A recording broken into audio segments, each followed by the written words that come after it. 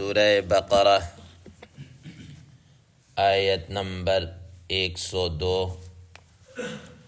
آپ حضرات کے پاس پیج نمبر ہے 29۔ اعوذ باللہ من الشیطان الرجیم، بسم اللہ الرحمن الرحیم۔ واتبعوا ما تتلو الشياطين على ملك سليمان وما كفر سليمان ولكن الشياطين كفروا يعلمون الناس السحر وما أنزل على الملكين ببابل هاروت وماروت وما يعلمان من أحد حتى يقولا إنما نحن فتنة فلا تكفر فيتعلمون منهما ما يفرقون به بين المرء وزوجه وما هم بضارين به من أحد إلا بإذن الله ويتعلمون ما يضرهم ولا ينفعهم ولقد علموا لمن اشتراه ما له في الآخرة من خلاق ولبئس ما شروا به أنفسهم لو كانوا يعلمون ولو أنهم آمنوا واتقوا لمثوبة من عند الله خير لو كانوا يعلمون صدق الله العظيم۔ اللهم صل على محمد النبي الأمي وعلى آله وسلم تسليما كثيرا كثيرا۔ محترم سامعین کرام، ان آیات کا ترجمہ اللہ تبارک و تعالی ارشاد فرماتے ہیں، وَاتَّبَعُوا مَا تَتْلُو الشَّيَاطِينُ عَلَى مُلْكِ سُلَيْمَانَ، اور ان یہود نے اس چیز کی پیروی کی جو شیاطین حضرت سلیمان علیہ السلام کے زمانے کے اندر پڑھتے تھے۔ وَمَا كَفَرَ سُلَيْمَانُ وَلَكِنَّ الشَّيَاطِينَ كَفَرُوا، اور حضرت سلیمان علیہ السلام نے کفر نہیں کیا لیکن شیاطین کفر کیا کرتے تھے۔ يعلمون الناس السحر وما انزل على الملكين ببابل هاروت وماروت، وہ لوگوں کو جادو سکھاتے تھے اور وہ چیز بھی سکھاتے تھے جو دو فرشتوں پر بابل کے شہر یعنی ہاروت اور ماروت پر اتارا گیا۔ وما يعلمان من احد حتى يقولا انما نحن فتنة فلا تكفر، اور وہ دونوں کسی کو نہیں سکھاتے تھے یہاں تک کہ وہ یہ کہہ دیتے کہ ہم تو آزمائش کے لیے ہیں تو تم کفر نہ کرو۔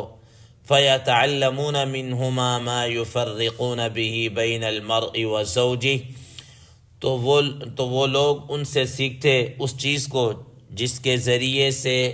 مرد اور اس کی بیوی کے درمیان میں جدائی ہو جاتی۔ وما هم بضارین به من احد الا باذن اللہ، اور وہ اس کے ذریعے سے کسی کو بھی نقصان نہیں پہنچا سکتے مگر یہ کہ اللہ کی اجازت سے، اللہ کے حکم سے۔ وَيَتَعَلَّمُونَ مَا يَضُرُّهُمْ وَلَا يَنفَعُهُمْ، اور وہ سیکھتے تھے ان سے جو ان کو نقصان پہنچاتا تھا نہ یہ کہ جو ان کو نفع پہنچائے۔ وَلَقَدْ عَلِمُوا لَمَنِ اشْتَرَاهُ مَا لَهُ فِي الْآخِرَةِ مِنْ خَلَاقٍ، اور البتہ تحقیق یہودی یہ بات جانتے تھے کہ جو انہوں نے خریدا ہے، جو اختیار کیا ہے، آخرت میں اس کا کوئی حصہ نہیں۔ وَلَبِئْسَ مَا شَرَوْا بِهِ أَنفُسَهُمْ، اور بہت بری چیز ہے جو انہوں نے اپنے نفسوں کے لیے خریدی ہے، لو کانوا یعلمون، اگر وہ جان لیتے۔ وَلَوْ أَنَّهُمْ آمَنُوا وَاتَّقَوْا لَمَثُوبَةٌ مِّنْ عِنْدِ اللَّهِ خَيْرٌ، اور اگر وہ لوگ اس کے بجائے ایمان لے آتے، تقوی اختیار کر لیتے، تو اللہ تعالیٰ کے ہاں اس کا بہتر معاوضہ پا لیتے، بہتر بدلہ پا لیتے۔ لو کانوا یعلمون، اگر وہ اتنا جانتے، اس کو جان لیتے۔ محترم سامعین کرام، گزشتہ 2 درسوں کے اندر آپ حضرات کے سامنے تفصیل کے ساتھ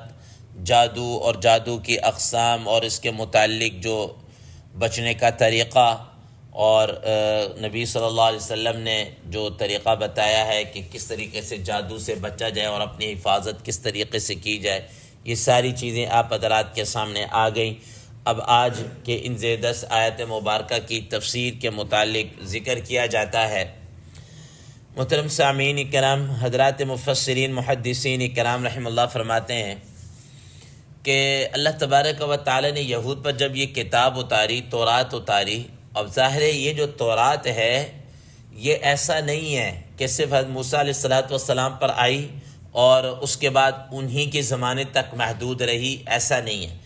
بلکہ بہت سارے حضرات انبیاء علیہ السلام اسی تورات ہی کو فالو کرتے رہے اور وہ اپنی امتوں کو اسی کی تعلیم اور اسی کے احکامات پر عمل پیرا ہونے کا کہتے رہے۔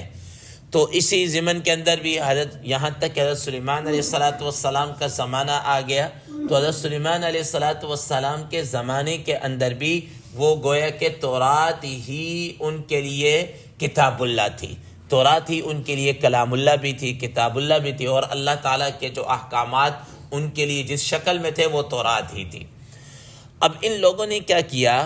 کہ اس تورات پر بجائے عمل پیرا ہونے کے، اس کے احکامات کو ماننے کے، انہوں نے یہ جو جادو ٹونا تھا اس کو لینا شروع کر دیا اور اس کے پیچھے پڑ گیا۔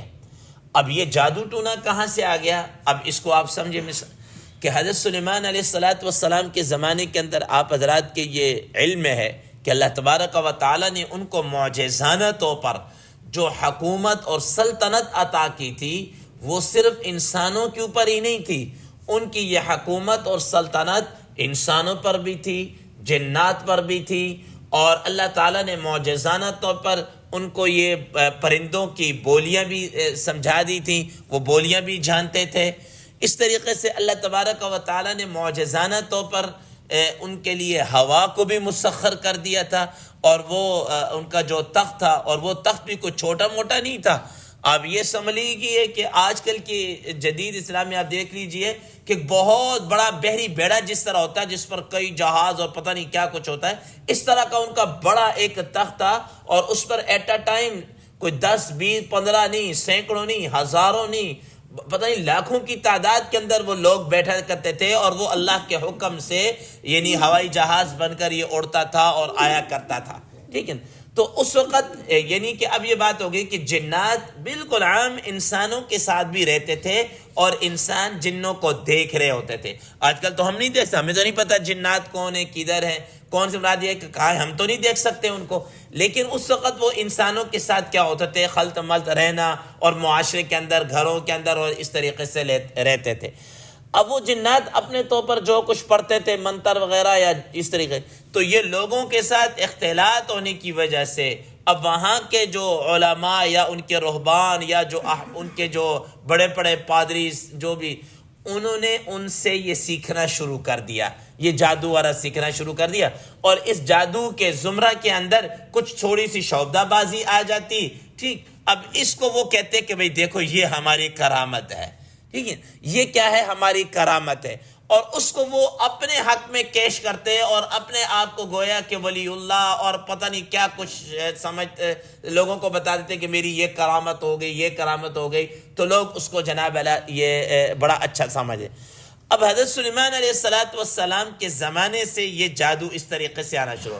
اور ایک تو ان شیاطین کی طرف سے آیا، اور دوسرے نمبر پر جادو جو آیا وہ حضرات مفسرین کرام رحم اللہ فرماتے ہیں کہ اللہ تبارک و تعالی نے 2 فرشتوں یعنی ہاروت اور ماروت علیہم السلام کو لوگوں کے درمیان یہ فرق کرنے کے لیے کہ یہ جادو ہے اور یہ کیا حقیقت ہے، یہ معجزہ ہے، یہ کرامت ہے، اس کے درمیان میں فرق کرنے کے لیے اور لوگوں کی آزمائش کے لیے 2 فرشتوں کو بھیجا اور ان کو باقاعدہ یہ علم دیا گیا تھا، اور پھر اس طریقے سے آگے لوگوں نے ان سے سیکھا اور ان سے آگے سیکھا، جیسا کہ آیت مبارکہ کے اندر آ رہا ہے اور اس کے متعلق ابھی گفتگو کی جائے گی۔ تو ان 2 ذریعوں سے دنیا کے اندر جادو کا یہ سلسلہ شروع ہوا۔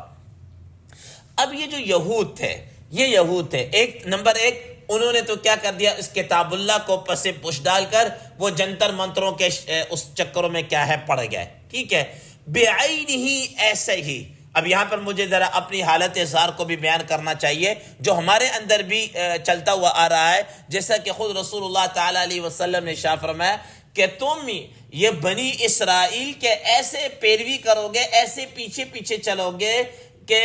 جیسا جوتا ایک دوسرے کے مشابہ ہوتا نا، ویسے تم ان کے طور اطوار اور ان سب چیزوں کے اندر مشابہ۔ حتیٰ کہ حدیث مبارکہ کے الفاظ ہیں کہ اگر کوئی بنی اسرائیلی مثال کے طور پر کسی سوراخ کے اندر گھسا ہوگا نا تو تم بھی جناب اللہ اسی سوراخ کے اندر جاؤ گے، یعنی وہی عادات، وہی اطوار، وہی طور طریقے، وہی عہد شکنیاں، وہی چیزیں جو ان کے اندر تھی، ہم بحیثیت امت بھی ویسے ہی اسی نقش قدم پر کیا ہے چلتے رہیں گے۔ اب انہوں نے ان چیزوں کو لیا۔ آج آپ ذرا اپنے ارد گرد اپنے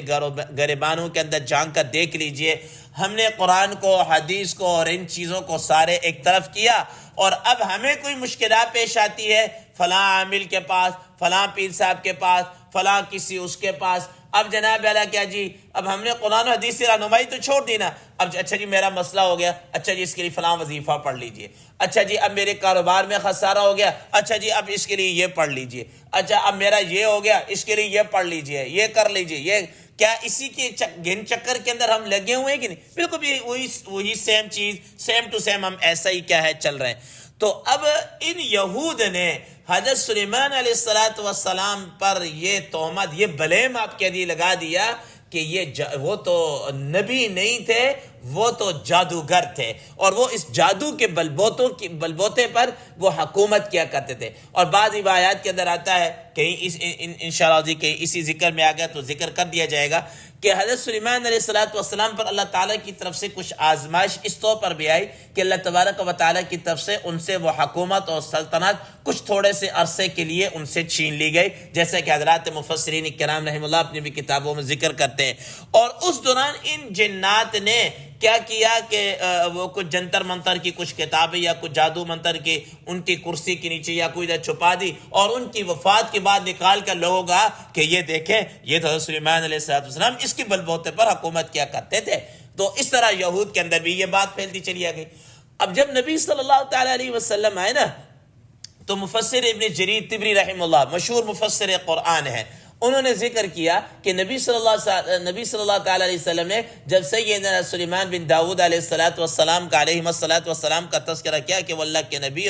تو وہ تعجب کرنے لگے کہ یہ محمد صلی اللہ علیہ وسلم حضرت سلیمان علیہ السلام کے متعلق کیا کہتے ہیں، وہ اللہ کے نبی تھے۔ وہ اللہ کے نبی کہاں سے آگے، وہ تو جادوگر تھے، وہ جادو تھے۔ تو اللہ تبارک و تعالیٰ نے قرآن ان آیات کے اندر بھی ان کی برات کا بھی کیا کیا، اعلان کیا، اور فرمایا وَمَا كَفَرَ سُلَيْمَانُ وَلَكِنَّ الشَّيَاطِينَ كَفَرُوا يُعَلِّمُونَ النَّاسَ السِّحْرَ، کہ حضرت سلیمان علیہ السلام نے کوئی جادو وغیرہ کر کے اس طرح کا کسی کفر کا ارتکاب نہیں کیا، بلکہ یہ تو شیاطین ہیں جنہوں نے جناب اللہ کفر بھی کیا اور لوگوں کو جادو بھی کیا کرتے رہے، سکھاتے رہے،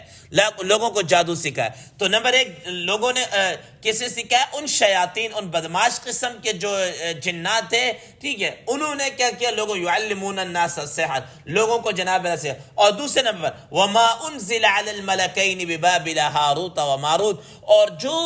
وہ جو بابل شہر کے اندر ہاروت اور ماروت علیہ السلام کے اوپر جو کچھ اتارا گیا، یہ جو 2 اللہ کے فرشتے تھے ان پر جو اتارا گیا، یہ بھی لوگوں کو کیا کرتے تھے، سکھاتے تھے۔ محترم سامعین کرام، یہ بابل عراق کا بڑا مشہور شہر تھا جہاں پر سیدنا ابراہیم علیہ السلام کی پیدائش ہوئی، اور وہیں سے وہ شام اور فلسطین اور ان علاقوں کے بعد ہوتے ہوئے پھر حجاز مقدس کے اندر گئے، اور جہاں پر بیت اللہ شریف کی تعمیر کی، یہ بابل۔ اور اس بابل کے اندر کہتے ہیں کہ ایک وقت ایسا تھا تھا کہ بہت زیادہ جادو کا زور ہو چکا تھا، بہت زیادہ جادو کا زور ہو چکا۔ آپ یوں سمجھ لیجئے کہ جس طریقے سے ہمارے ہاں بھی بعض علاقے ایسے ہیں کہ بندہ چلا جائے نا تو وہاں پر ادھر فلانا پیر، ادھر فلانا وہ جناب عامل، ادھر فلانا وہ، یعنی کہ لوگوں کے ایمان کا بھی سودا کر رہے ہیں اور ٹھگ بازیاں بھی لگا رہے ہیں اور اس طریقے سے جناب، تو وہاں پر بھی اس طرح کی صورتحال تھی، وہاں پر بھی اس طرح کی صورتحال تھی۔ تو اللہ اور لوگ، میں آپ کو بتایا نا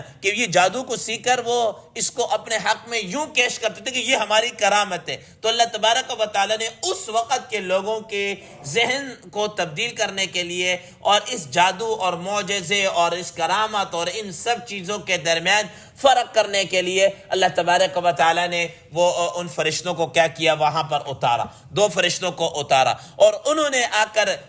بتایا کہ یہ جادو ہوتا ہے، یہ معجزہ ہوتا ہے، یہ کرامت ہوتی ہے۔ اب آپ یہاں پر سمجھیے، میں نے آپ کو بتایا کہ جادو جو بھی ہے اس کے اندر خفیہ کچھ نہ کچھ اسباب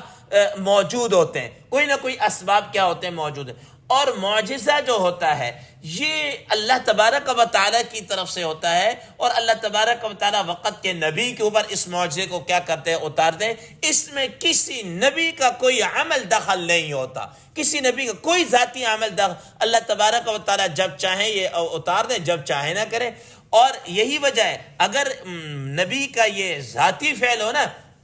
تو حضرات مفسرین کرام رحمہ اللہ فرماتے ہیں کہ جیسا موسیٰ علیہ السلام کو اللہ تبارک و تعالیٰ کی طرف سے یہ کیا کہتے ہیں عصا کا معجزہ دیا کہ وہ جب پھینکتے تھے لاٹھی بن جاتی تھی۔ اب دیکھیں اگر انسان کا اپنا ذاتی فعل ہونا تو انسان اسے ڈرتا نہیں ہے، وہ ذاتی میرا کام ہے کہ مجھ سے کیا ڈرنا۔ تو کہتے ہیں جب قرآن مجید کے الفاظ ہیں، جب انہوں نے وہ پھینکا وہ سانپ بنا، وَلَّا مُدْبِرًا وَلَمْ يُعَقِّبْ، ڈر کر بھاگ گئے اور پیچھے مڑ کر بھی نہیں دیکھا۔ تو اللہ تبارک و تعالیٰ نے کیا فرمایا، یا موسیٰ اقبل ولا تخف، اے موسیٰ علیہ السلام واپس آئیے، پیچھے مڑیے، ڈرے مت، اس سے ڈرے مت۔ تو یہ جو معجزہ ہوتا ہے یہ اللہ تعالیٰ کی طرف سے ہوتا ہے اور کسی نبی کا ذاتی فعل۔ اسی طریقے سے یہ جو کرامت ہوتی ہے یہ بھی اللہ تبارک و تعالیٰ کا ذاتی فعل ہوتا ہے، اللہ تبارک و تعالیٰ کی طرف سے ہوتا ہے، کسی ولی کا کوئی ذاتی فعل نہیں ہوتا ذاتی۔ اب دیکھیں قرآن مجید کے اندر مثال کے طور پر سورہ آل عمران کے اندر اللہ تبارک و تعالیٰ حضرت مریم علیہ السلام کا تذکرہ کیا، وہ اللہ نبی نہیں تھی، وہ اللہ تعالیٰ کی انتہائی ولیہ خاتون۔ اب ان کے متعلق قرآن مجید میں کیا آتا ہے، حضرت زکریا علیہ السلام جو ان کے رشتے میں خالو بھی لگا کرتے تھے، قریبی رشتہ تھا، تو وہ ان کو ایک کمرے کے اندر پیچھے بند کر کے تالا لگا کر جایا کرتے تھے، لیکن جب واپس آتے کلما دخل علیہ زکریا المحراب وجد عندها رزقا، ٹھیک ہے، جب آتے دیکھتے بھی تازہ پھل پڑا ہوا ہے۔ قال یا مریم انا لکی ھذا، کہ بھئی یہ کہاں سے ہے؟ قالت هو من عند اللہ، یہ کس کی طرف سے؟ یہ اللہ تعالیٰ کی طرف سے۔ تو یہ معجزہ، یہ چیزیں یہ اللہ تعالیٰ کی طرف سے ہوتی ہیں، کسی انسان کا اس میں کوئی ذاتی کمال نہیں ہوتا۔ تو یہ معجزہ اور سحر اور اس کے درمیان فرق کرنے کے لیے وہ 2 فرشتے یہاں پر کیا ہے آئے۔ تو محترم سامعین اکرام، باقی اس کے متعلق انشاءاللہ کل ذکر کیا جائے گا۔ یہاں پر ایک مشہور واقعہ جو کتب تفسیر کے اندر اور اسرائیلی روایات کے طور پر مشہور ہے، انشاءاللہ اس کے متعلق بھی کل ذکر کیا جائے گا۔ اللہ تبارک و تعالی عمل کی توفیق عطا فرمائے۔ وآخر دعوانا ان الحمدللہ رب العالمین۔